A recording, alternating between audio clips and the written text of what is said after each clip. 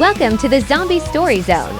You're about to hear a tale so twisted, so terrifying.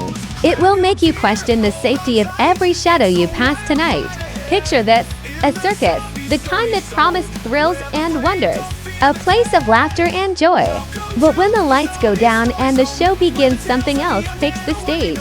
A dark secret, an unholy outbreak, and the horrifying moment when the line between performance and death disappears.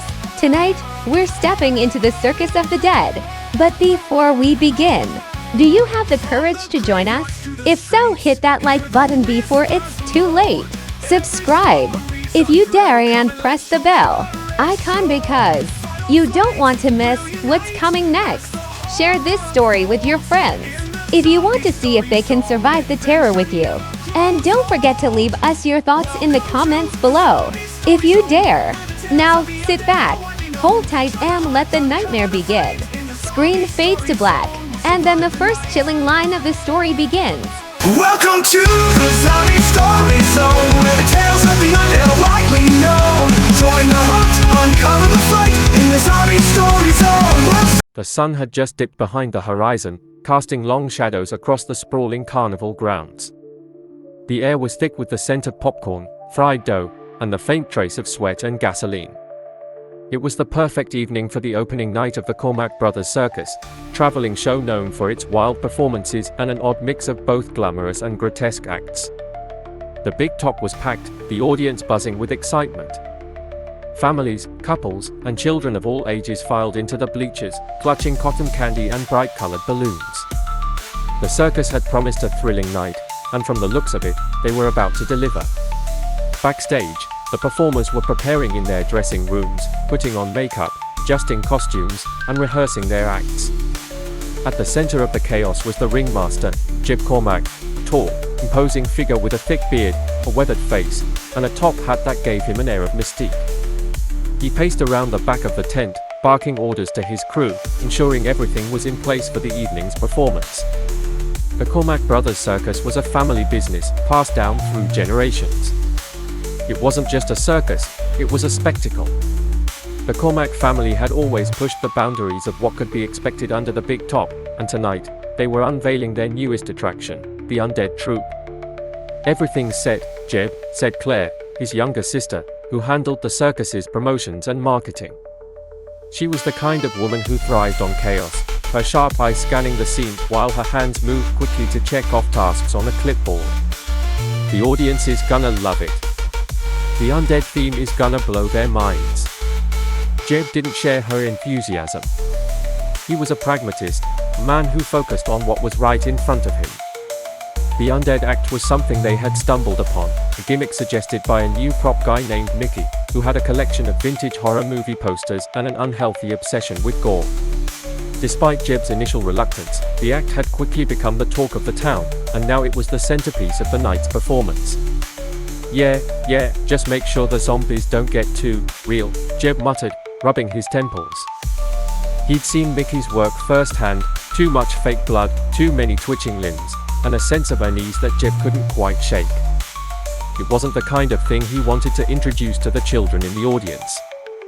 But it was too late to back out now. As the show began, the audience erupted in applause as the lights flickered and the music blared from the speakers. The first act was a traditional acrobatic performance, followed by the fire breathers, the trapeze artists, and the clowns. Everything was going smoothly, just like every other night in the circus business. But something felt off. The ringmaster took his place in the center of the ring, announcing the next act. "Ladies and gentlemen, prepare yourselves for a truly unnatural spectacle. The Undead Troupe will now take the stage." The audience's murmurs turned to cheers as the spotlight swung to the side of the ring. It was a gruesome sight, men and women dressed as zombies, their skin painted grayish-white, blood dripping from their mouths, eyes clouded over with pale contacts. The troupe staggered into the ring, moving slowly, their jerky, stiff movements creating an eerie tension in the air. Claire stood at the back of the tent, watching the performance unfold. She beamed with pride. This was the act she had been hoping would propel the circus to the next level. But as the zombies took their positions, something strange happened.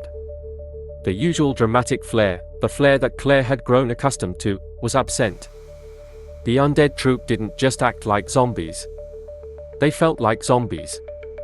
It started with a low moan, a sound that was too guttural, too real.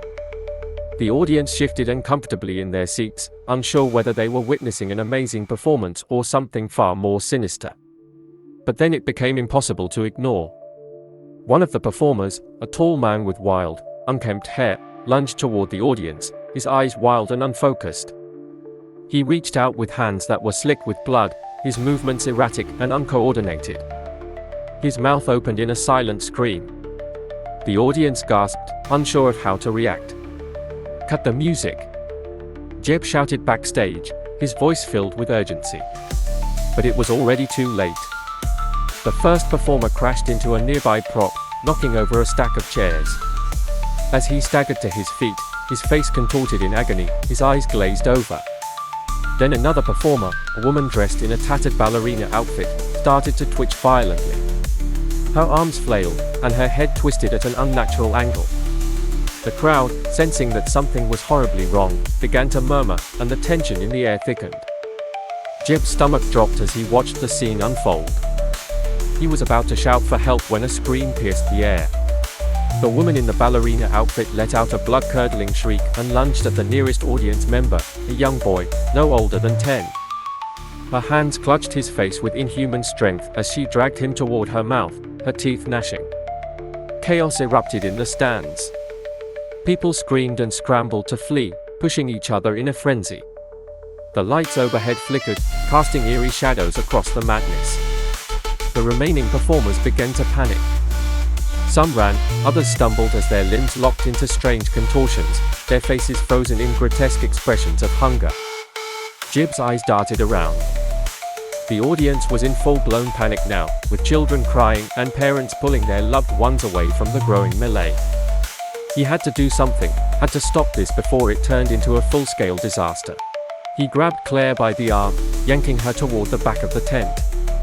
"Claire, we need to get out of here. Now." "But, Jeb, the show," she protested, her voice trembling. "We can't just leave them." "What's happening?" "I don't know, but whatever it is, it's not part of the act." By now, the sounds of frenzied screaming echoed throughout the tent. Another performer, this one dressed as a clown, had broken through the barricade and was attacking a group of terrified spectators.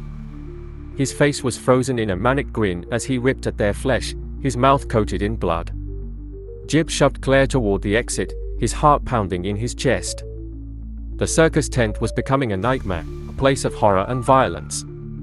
He could see the zombie performers, if that's what they were, spreading like an infection, moving through the crowd and attacking anyone who got too close. "Get the gates open!"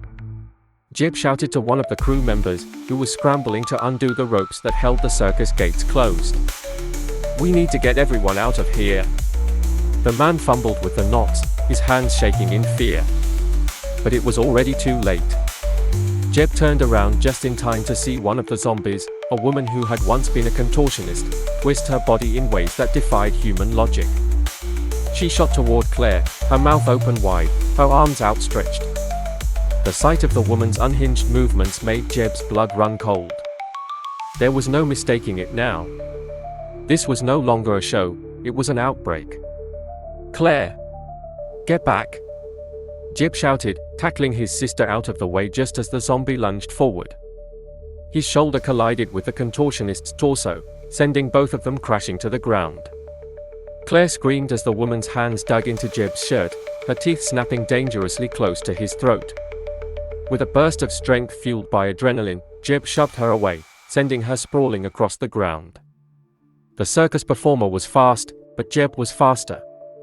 He pulled Claire to her feet, pushing her toward the opening. The crew member had finally managed to loosen the ropes. The gate was open. "Run!" Jeb shouted, shoving Claire through the gap.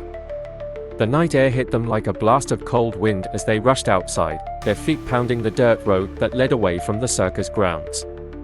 The distant sounds of chaos still echoed in their ears, the screams of the audience, the growls of the zombies, the frantic shouts of performers trying to escape. Jeb didn't look back. There was no point. Whatever had started in that circus tent wasn't just an accident. It wasn't a freak show. It was an outbreak. And they had to get as far away from it as possible. The Cormac Brothers Circus was no more. The circus of the dead had begun.